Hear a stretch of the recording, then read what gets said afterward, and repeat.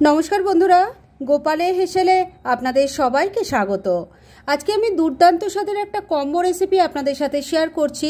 এটা যেমন সকালের ব্রেকফাস্টে রাখতে পারেন, আবার রাতের ডিনারের জন্যও কিন্তু ভীষণ ভালো হবে। খুব কম সময় কম উপকরণে তৈরি হয়ে যাবে, অথচ সবার খেতে খুব ভালো লাগবে।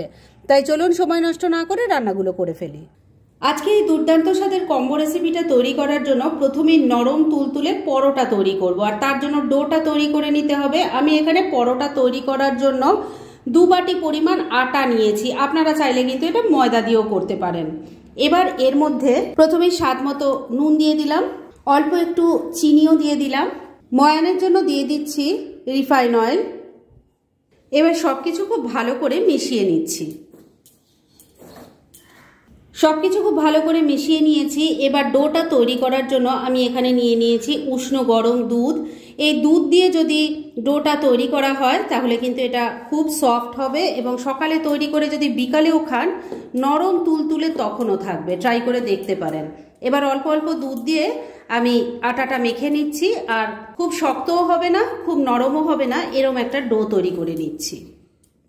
ডোটা দেখুন তৈরি হয়ে গেছে। আর এই ডোটা তৈরি করতে আমি ছোট বাটির 1 বাটি দুধ নিয়েছিলাম, উষ্ণ গরম দুধ, আর হাফ বাটির মতো জল দিয়েছি। দেখুন ডোটা এখন খুব সুন্দরভাবে মাখা হয়ে গেছে, মানে এটা খুব আগেই বলেছি খুব শক্তও হবে না বা খুব নরমও হবে না। এবার এই ডোটার ওপর থেকে একটু তেল লাগিয়ে এটাকে আমি রেস্ট হতে রেখে দেব 5 থেকে 6 মিনিট। আর এই সময়ের মধ্যে চলুন এই পরোটার সাথে যে দারুণ টেস্টি চটজলদি তরকারিটা সার্ভ করব সেটা বানিয়ে ফেলি।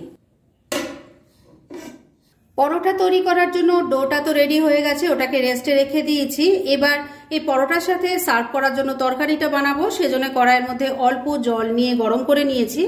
এই জলের মধ্যে দিয়ে দিলাম অল্প একটু নুন।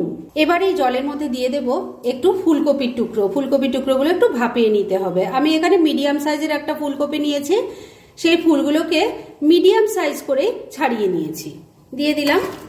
এবারে এর মধ্যে দিয়ে দেব একটু আলুর টুকরো। আমি নতুন আলু এখন বাজারে পাওয়া যাচ্ছে, সেই রকম 2টো আলু নিয়ে ছোট ছোট টুকরো করে কেটে নিয়েছি। তবে এখানে বলে রাখি এই রান্নাতে কিন্তু আলু দেওয়াটা একদমই অপশনাল। আলু দুটোকে ছোট ছোট টুকরো করে কেটে নিয়েছিলাম, সেটা দিয়ে দিলাম। ভালো করে মিশিয়ে নিচ্ছি। ফুলকপির সাথে আলুটাও একটু ভাপানো হয়ে গেলে রান্না কিন্তু আরো ফাস্ট হয়ে যাবে। এবার 2-3 মিনিট সময় নিয়ে সবজিটাকে একটু ভাপিয়ে নিচ্ছি। আর এই সময়ের মধ্যে চলুন এই রান্নার মশলাটা বানিয়ে ফেলি। মশলা তৈরি করার জন্য একটা বাটির মধ্যে আমি 2 চামচ পরিমাণ টক দই নিয়ে নিয়েছি। এর মধ্যে প্রথমেই দিয়ে দিচ্ছি অল্প হলুদের গুঁড়ো, অল্প একটু কাশ্মীরি মির্চ পাউডার দিয়ে দিলাম, হাফ চামচ পরিমাণ জিরের গুঁড়ো দিয়ে দিলাম, হাফ চামচ ধনের গুঁড়ো দিয়ে দিলাম, সামান্য একটু গরম মশলার গুঁড়ো দিয়ে দিলাম। এবার সবকিছু খুব ভালো করে মিশিয়ে নিচ্ছি। সবকিছু খুব ভালো করে মেশানো হয়ে গেছে। এবার এর মধ্যে অল্প জল দিয়ে দিচ্ছি, আর এর সাথেই দিয়ে দিচ্ছি 1 চামচ আদা কাঁচা লঙ্কা বাটা। এটাকেও দিয়ে খুব ভালো করে আরেকবার মিশিয়ে নিচ্ছি। এবার রান্নার জন্য মশলা কিন্তু একদম রেডি হয়ে গেছে। তাহলে চলুন এবার নেক্সট স্টেপের দিকে এগোনো যাক। মশলাটা তৈরি করতে করতে সবজিটাও কিন্তু ভাপানো হয়ে গেছিল, আমি গ্যাসটা বন্ধ করে দিয়েছি। এবার সবজিটা আমি নামিয়ে নিচ্ছি, আর ঠান্ডা জলে 2 বার ভালো করে ধুয়ে নিয়ে তারপর নেক্সট স্টেপের দিকে এগোচ্ছি। এবার মূল রান্নাটা শুরু করছি, সেজন্য কড়াইয়ে তেল গরম করে নিয়েছি। এর মধ্যে প্রথমে দিয়ে দিচ্ছি অল্প কালো জিরে, দিয়ে দিচ্ছি একটা তেজপাতা, একটা শুকনো লঙ্কা। এবার ফোড়নটা কয়েক সেকেন্ড একটু ভাজা ভাজা করে নিচ্ছি। ফোড়নটা ভাজা ভাজা হয়ে গেছে। এবার ভাপিয়ে নেওয়া সবজিগুলো দিয়ে দিচ্ছি, অল্প নুন দিয়ে দিলাম। এবার সবজিগুলোকে একটু ভাজা ভাজা করে নিচ্ছি। সবজি একটু ভাজা ভাজা করে নিয়ে রান্না করলে খাওয়ার টেস্ট কিন্তু বহু গুণ বেড়ে যায়। আর বন্ধুরা, আপনারা আমার রেসিপি দেখার সাথে সাথে আমার ফেসবুক পেজ গোপালের হেসেল, তাতেও ভিজিট করতে পারেন। ডেসক্রিপশন বক্সে লিংক দেওয়া আছে। মিনিট 3 সময় নিয়ে সবজিগুলোকে একটু হালকা ভাজা ভাজা করে নিয়েছি। এবার তৈরি করে রাখা মশলার পেস্ট এর মধ্যে দিয়ে দিলাম, সবজির সাথে মিশিয়ে খুব ভালো করে কষিয়ে নিচ্ছি। বন্ধুরা, এই রান্নাটা কিন্তু ভীষণ ইজি রান্না, কিন্তু খেতে অসাধারণ হয়। আর যে পরোটাটা আমি তৈরি করছি সেই পরোটার কম্বিনেশনে খাওয়াটা কিন্তু একদম জমে যাবে। একবার ট্রাই করে দেখুন। মিনিট 2 সময় নিয়ে মশলার সাথে সবজিটাকে একটু ভালো করে মিশিয়ে কষিয়ে নিয়েছি। এবার এর মধ্যে দিয়ে দিচ্ছি একটু মটরশুঁটি আর 3টে ফাটিয়ে নেওয়া কাঁচা লঙ্কা দিয়ে দিলাম। এটাও ভালো করে মিশিয়ে নিচ্ছি। বন্ধুরা, যদি আপনাদের ঘরে ক্যাপসিকাম থাকে সেটাকেও কিন্তু একটু টুকরো করে এর মধ্যে দিয়ে দেবেন, খেতে কিন্তু সত্যি খুব ভালো লাগে। সবকিছু খুব ভালো করে মিশিয়ে নিয়েছি। এবার যেই বাটিটার মধ্যে আমি মশলাটা বানিয়ে রেখেছিলাম তার মধ্যে অল্প জল নিয়ে দিয়ে দিচ্ছি। এই রান্নাটা কিন্তু মাখা মাখা টাইপের হয়, তাই জল বেশি পড়বে না। এর সাথে দিয়ে দিলাম স্বাদ মতো নুন, অল্প একটু চিনি দিয়ে দিলাম, মিশিয়ে নিচ্ছি। সবকিছু খুব ভালো করে মিশিয়ে নিয়েছি। এবার ফ্লেমটাকে লো আর মিডিয়ামের মাঝামাঝি রেখে 3-4 মিনিট রান্না করে নিচ্ছি। একদিকের ওভেনে তো তরকারিটা তৈরি হচ্ছে, আর আরেকদিকের ওভেনে আমি সাধারণ রান্নার স্বাদ অসাধারণ বানানোর জন্য একটা ছোট্ট কাজ সেরে নিচ্ছি। সেজন্য তরকা প্যানটা বসিয়ে গরম করে নিয়েছি। এবার এর মধ্যে বাদাম দিয়ে দিলাম। এবার ফ্লেমটাকে কমে রেখে বাদামটাকে ড্রাই রোস্ট করে নিচ্ছি। বাদামটা ড্রাই রোস্ট হয়ে গেছে, এবার গ্যাসটা বন্ধ করে দিলাম।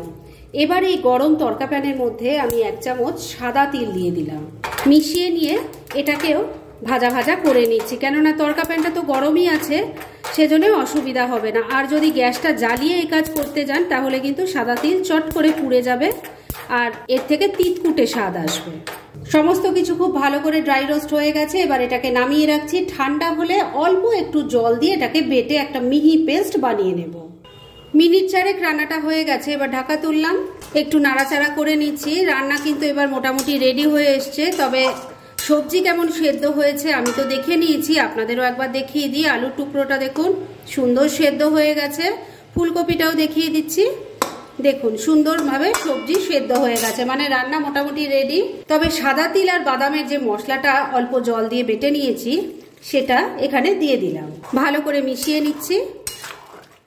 মশলাটা ভালো করে মিশিয়ে নিয়ে মিনিট 2 আবারও রান্নাটা করে নিয়েছি। এবার রান্না একদম রেডি। তবে শেষ পর্যায়ে এর মধ্যে একটু ধনেপাতা কুচি ছড়িয়ে দেব। এটাকেও মিশিয়ে নিচ্ছি। ধনেপাতা কুচিটা ভালো করে মিশিয়ে নিয়েছি। টেস্টি টেস্টি তরকারি কিন্তু এবার একদম রেডি। আপাতত ঢাকা দিয়ে রেখে দিচ্ছি আর পরোটাগুলো তৈরি করে নিই, তারপর দুটো একসাথে সার্ভ করে দেখাচ্ছি। তরকারিটা তো তৈরি হয়ে গেছে, ওটাকে ঢাকা দিয়ে এক সাইডে রেখে দিয়েছি। আর ওটা তৈরি করতে করতে ডোটারও ভালো মতো রেস্ট করা হয়ে গেছে। এটাকে আবারও একবার খুব ভালো করে মেখে নিয়ে এর থেকে আমি লেচিগুলো কেটে নেব। ডোটা আবারও একবার ভালো করে মেখে নিয়ে তার থেকে আমি পরোটা তৈরি করার জন্য লেচি কেটে নিয়েছি। একটু আটা ছড়িয়ে পরোটা বেলে নিচ্ছি। বড় করে একটা রুটি আগে বেলে নিয়েছি। এবার পরোটা শেপ দিয়ে দিচ্ছি। আমি এটা 3 কোনা পরোটা বানাচ্ছি, তবে আপনারা চাইলে এটা চৌকো শেপেরও বানিয়ে নিতে পারেন। এবার এটাকে আবারও বেলে নিচ্ছি। একটা পরোটা আমি 3 কোনা শেপে বেলে নিয়েছি। এইভাবে তাহলে আমি সবকটা বেলে নিয়ে তারপর নেক্সট স্টেপের দিকে এগোচ্ছি। সবকটা পরোটা বেলা হয়ে গেছে আর একটা প্যান গরম করে একটা পরোটা আমি সেকার জন্য বসিয়েও দিয়েছি। পরোটা কিন্তু প্রথমেই তেল দিয়ে ভাজা যাবে না। রুটি যেমন আগে উল্টে পাল্টে আমরা ভালো করে সেকে নিই, ঠিক সেইভাবেই কিন্তু পরোটাটাও দুদিকটা খুব ভালো করে সেকে নিতে হবে। পরোটা দুদিক খুব ভালো করে সেকে নিয়েছি। এবার রিফাইন অয়েল দিয়ে দিচ্ছি। একটা পরোটা দেখুন আমি উল্টে পাল্টে ভালো করে ভেজে নিয়েছি। এবার এটাকে আমি তুলে নিচ্ছি আর এইভাবে সবকটা পরোটা তৈরি করে তরকারির সাথে সার্ভ করে আপনাদের দেখাচ্ছি। ফ্রেন্ডস, আমার আজকের এই দুর্দান্ত স্বাদের কম্বো রেসিপি একদম রেডি হয়ে গেছে এবং আমি সার্ভ করে দিয়েছি।